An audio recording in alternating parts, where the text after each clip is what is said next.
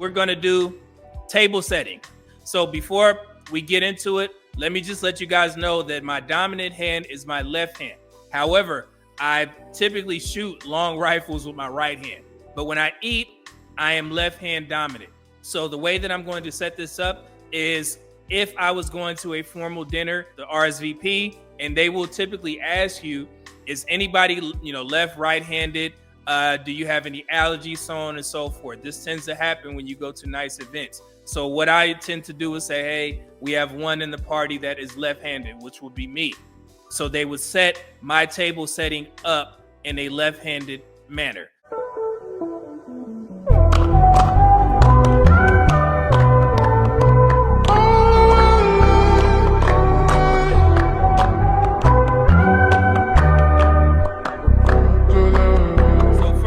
I'm pretty sure you guys know what this is. You get you a nice placemat. It's not a requirement because you're going to have other things that's going to go down there as well. So get you a nice table, placemat. Okay. You're going to line it up. If you're sitting at the head of the table, you take your thumb about an inch away, so to speak, and it's going to be right there at the end. A charger plate. A charger plate is, of course, decoration, of course. However, in the event that they don't have a placemat and they bring you out a plate of hot food, you would need a charger plate so you won't damage the tablecloth. So that's what people typically use this for. And also to pick up any food debris when you're being served or when you're eating. And you put that down there before, right there in the center. So it's very simple. Your dinner plate. So you're going to use your dinner plate, put that right in the center. Right there. I can't see the front thing. It should be lined up. The next thing you're going to get, you have two bowls, right? So the bigger bowl is always going to be your salad bowl. The smaller bowl is going to be your soup bowl if soup is being served. Goes right there in the middle, and soup bowl right there. Bang. So this will be your bread plate. A little small plate. You guys probably have some of these in your cabinets. But yeah, this will be your bread plate.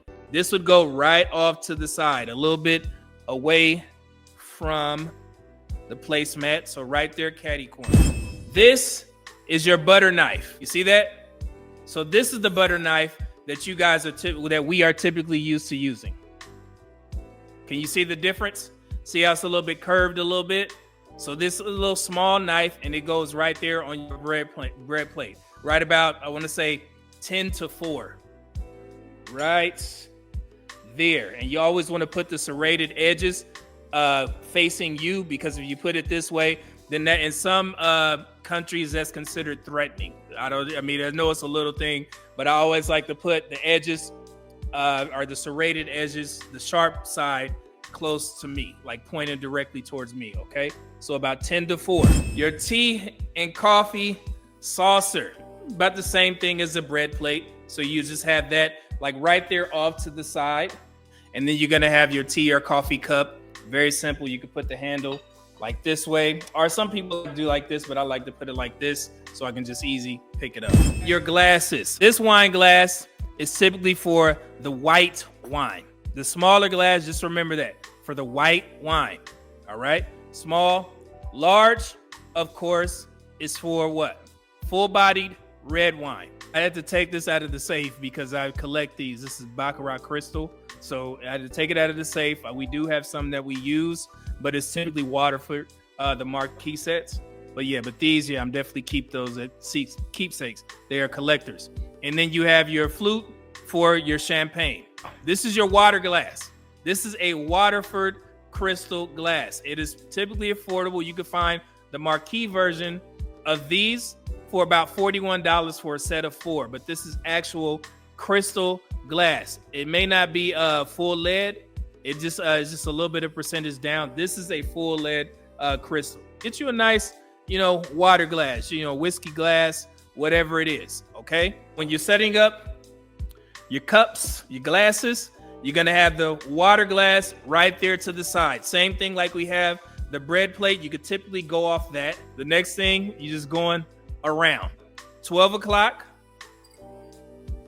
right there. And then you have 3 o'clock right there. Some people, you could have it a little bit closer depending on, how far you have to reach and things like that. So now you got your foursome set up.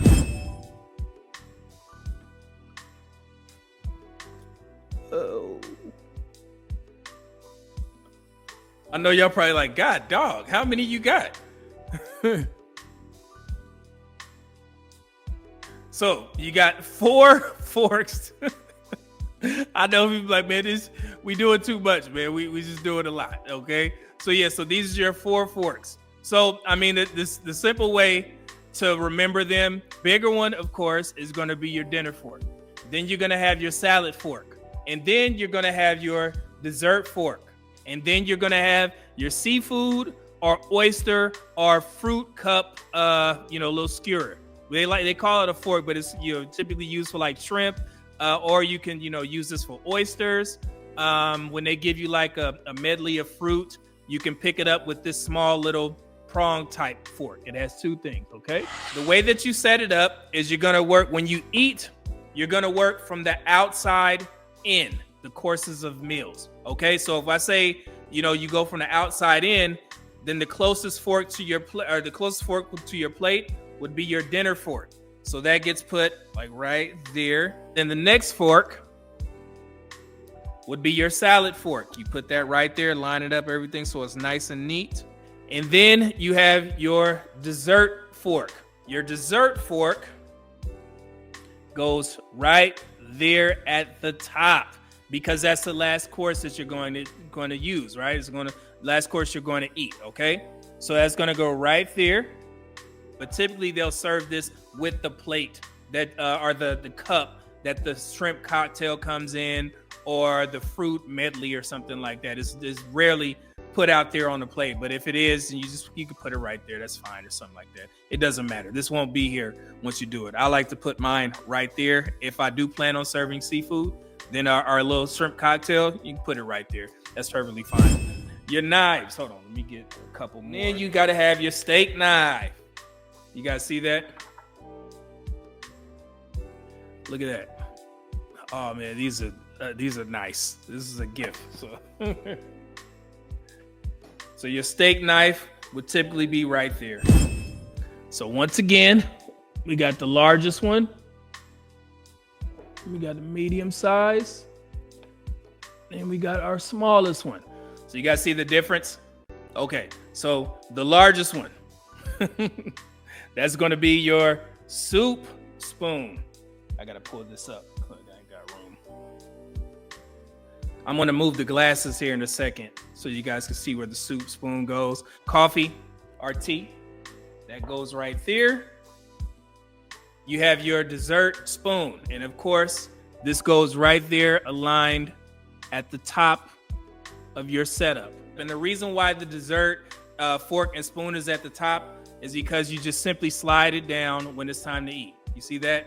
So whichever side it's going to be on, you just slide it down from the top. Slide this one the same way, and it'll be like right here once this stuff is cleared off. So there you have it.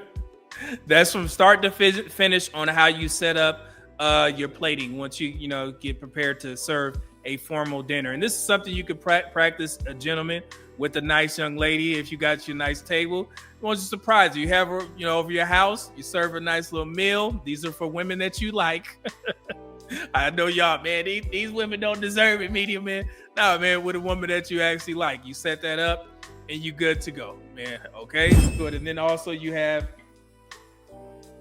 your napkin, and you could just do a simple fold. You don't have to get fancy with it. I know people like to do swans and shit like that. Nah, it's more than acceptable to just have a nice little fold like that. See right there? Okay. And you just put that to the side. You can line it up, and that's going to be everything. So that's how it looks when you sit down. So I'm going to stand up here, and I'm going to show you guys how you're supposed. Hopefully you can hear me when I say this, but all right. Got my back pillow because I'm old. When you first come to the table, you do not immediately sit down, and then you go off of the host. So if the host sits down, then you sit down, okay, guys? Or if you're out on a date with a young woman or with a beautiful woman, you sit her first, right? She comes to her chair, you hold it out for her, and you gently slide it in. So you do that before you sit down. You go ahead and make sure she's good. Then you go to your chair and you sit down. So when you sit down, the first thing that you're going to do, first thing, don't make any too much noise with your chair. You sit down and you grab your napkin. That's the first thing you do. You don't need to do all this. Don't cause a scene. Don't draw any attention. I see people doing this. Nah, man. If it's folded up, just simply do this. Grab the napkin, bam, when you first sit down, and you put it on your lap.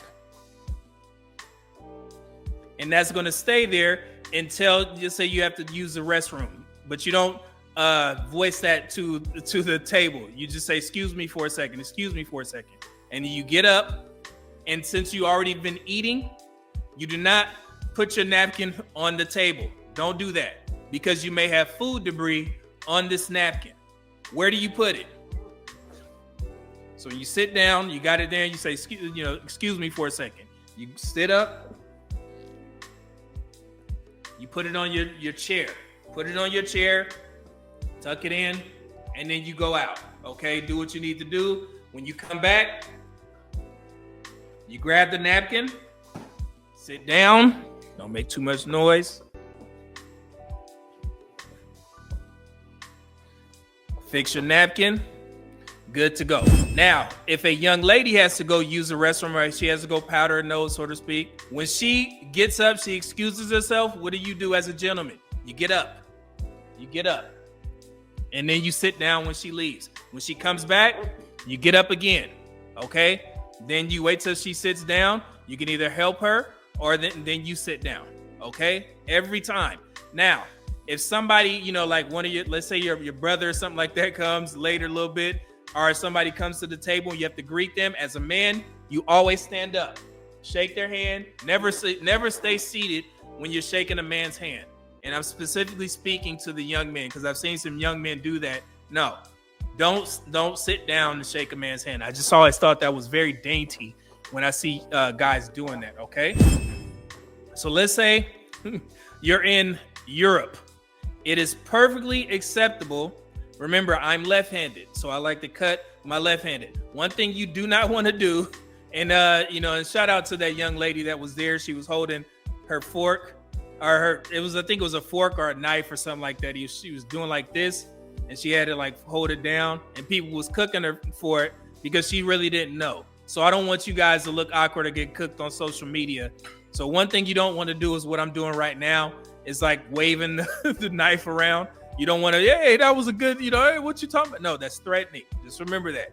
Okay. So if you're in Europe, traditional style, or, in Britain, something like that, the traditional way that they eat, they just grab, they have both of their utensils in their hand. They cut, they hold, they press, and you don't want to saw. You don't want to do all that where you got to move. Just nice, gentle strokes, pause. For the ladies, sometimes they'll teach you, the ladies, to do like this. Just cut in one direction. Okay? So when you're cutting, unless you're cutting the food or the steak or the chicken for a child, never cut more than one piece, the piece that you are going to eat. And when you do cut a piece, make sure it's small enough to where you don't have to, smack, you don't have to open your mouth and all this type of stuff. Get small bites to where you can, navigate it in your mouth, pause, and then you go ahead and eat it. So if you're in Europe, you cut your little piece right there, and they keep the knife in their hand, and then they eat. Okay, this is the traditional style. All right, the American style is completely different. Let me show you guys, and you may not even recognize it, but I do it all the time. So you come, if you're in America like we are now, we do the crisscross, of course. Okay, so you have your utensils, you secure it right there, you cut your food just like that, and then instead of keeping the knife in our head, and then we switch sides and we grab it, and then we eat. You see the difference? Like this and this. Okay, this traditional America, this. You don't want to have the handle sticking out. So this is us. Okay, so let me show you guys again. This is for Americans. Right there, got it. Like I said, I'm left-handed, so I crisscross once, press down, cut my food, and instead of keeping this in my hand, crisscross. And then you grab the food, and then you bring it to your mouth. You never lean down to eat food, and that's why you have the charger plate, and you also have your napkin on your lap. This is going to be tougher, and that's why it's very important that you get small pieces of food. So when you eat in American style, you're going to keep this hand on your lap, you grab your food, and you never lean down to eat. No, grab your food, bring it up to your mouth, and then you chew, and then you get ready to eat your next meal. So then again, you got to crisscross. Grab, depending on which hand you are, you cut another piece, put this right here, crisscross, grab your food, hand in the lap, right there. Okay? Bam, bam. Not this. You know what I'm saying? Okay. And I know this, and the reason why this, you probably like, man, it's easier if I just do it like this. Dinner is supposed to be like, a place where you can, talk, and you're supposed to spend a little bit of time with each other, right? So that's why these formal dinners tend to take a little bit of time. And the last formal dinner was at the Macallan Distillery. I took a trip all the way to Scotland so I could purchase a barrel of Macallan to invest in. And they set it up to where we had a nice formal dining setting right there in the distillery. It was absolutely amazing. I'll post some pictures here after we get done. While there's food or drink on the table, you cannot put your elbows on the table, okay? So if there's food and drink or whatever on the table, never do this. But while you're waiting, or if you're waiting for the next course, you can sit your wrists on the table like this. Make sure your hands are always seen. If there's no food or drinks or whatever on the table, right? You can put your elbows on the table. It's perfectly fine. And that's in any setting. But as soon as that food come, right here. Okay? We good? All right. Another thing, if you have to ask for the salt or ask for the pepper, if there's a little caddy right there, you never just give them one. Okay? So think of it like this. If I asked you, if you were sitting here and I say, hey, could you please pass the salt? And then instead of just giving me the salt, you give both. Okay, you give the salt and pepper, because typically it comes in a little caddy. I wish I had one. We just have those big electric, grinder salt and pepper things. But yeah, the little small one comes in a caddy. You give them both. Thank you. Same thing with bread. All right. So if the bread is over there, instead of reaching over the table to grab the bread, you ask somebody to pass it to you. Could you pass me the bread, please? They pass you the bread. You grab the bucket or whatever it is, the little basket. You grab one piece of bread, okay? And then you give it back.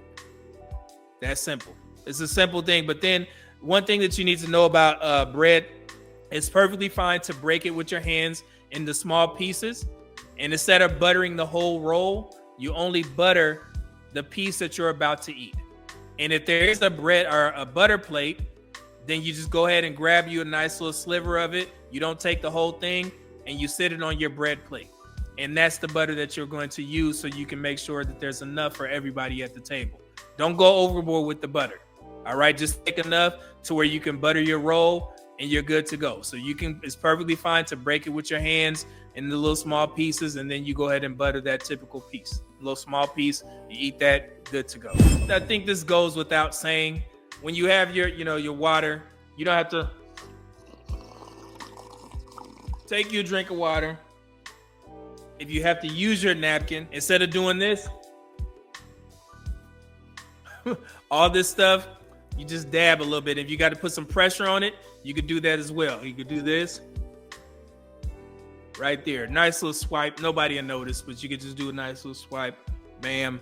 And then you put it back down there. Okay. You shouldn't have a gang of stuff on your face. And I know that the folks with children, small children, you guys like to go out to eat and stuff like that. That is very tough to do, but I mean, you got to manage it. If you got to take your kids out to a formal dinner, so be it, because they're gonna make a mess. And typically when you have children, what I used to like to do when I went out with my daughter, if she made a mess, which kids always do, I would like to tip them a little bit extra. Common practice, most people, like the bare minimum, 15% if the service was good, and then 20% if the service was amazing. And I'm pretty sure it's a couple of videos out there that will tell you the same thing. That's typically the rule of thumb. Or if there was a tough, like if something went wrong at your table and the person is doing everything that they can to make sure that you guys have a great experience, I'll just tip them a little bit more. I am a very generous tipper. You always want to make sure you take care of your servers. You never be disrespectful, none of that.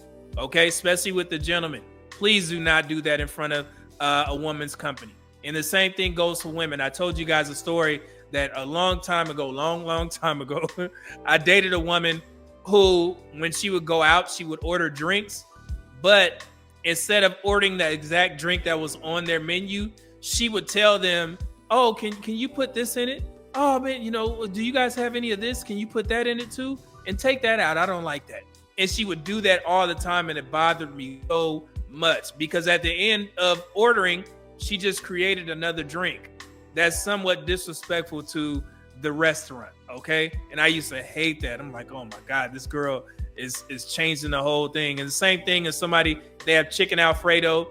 Your friend would be like, hey, instead of the chicken, can you put steak in there? Can you substitute it for steak? I'm like, oh Lord. So yeah, so try and go with, whatever. And then also another thing, and this may be a little bit of bonus. What if you go to a formal dining setting and they serve something that you don't like? What do? Don't be disrespectful. I don't like that. No, just leave it on the plate. Try it if you can. If you can stomach it, just try it, and then you can typically leave it there. All right. So it's in certain ways to signal if you're done with your meal or you're still going. If you're still eating, then you could just do like this. If you have to get up and you're just taking a break, or you sitting back and you're taking a break from eating, you just, you can either crisscross, or it's a couple of ways. I know in certain countries, they like to do like this, about 10 to 4. It's many different ways that you can signal that you're done eating, but typically by your plate, they will know and they will go ahead and pick it up, or they will understand that if it's crossing, you can sit there and wait and you just finish your food or whatever. Or they'll ask. And I remember I mentioned this before, guys, when you're out in at a restaurant and they'll serve you your dinner, and you guys will take a bite, take a couple of bites, and your mouth is so full, the server will come back and be like, how you guys enjoying it? And you sitting there, I hate that. Typically, like if it's a nice setting, I'm gonna, have them wait, and then I'm gonna chew my food, and then I'll answer them after that. But typically what the servers like to do, what I learned as being a public health professional for a while and doing those food inspections, they would do that because they don't want to be bothered. So they will come over there and wait till y'all got some food in your mouth, so you won't be demanding certain things from them, because all you want to do is get them out of your face, be like, it's good, and then they'll go away or whatever. So typically if it's a nice place, they won't do that.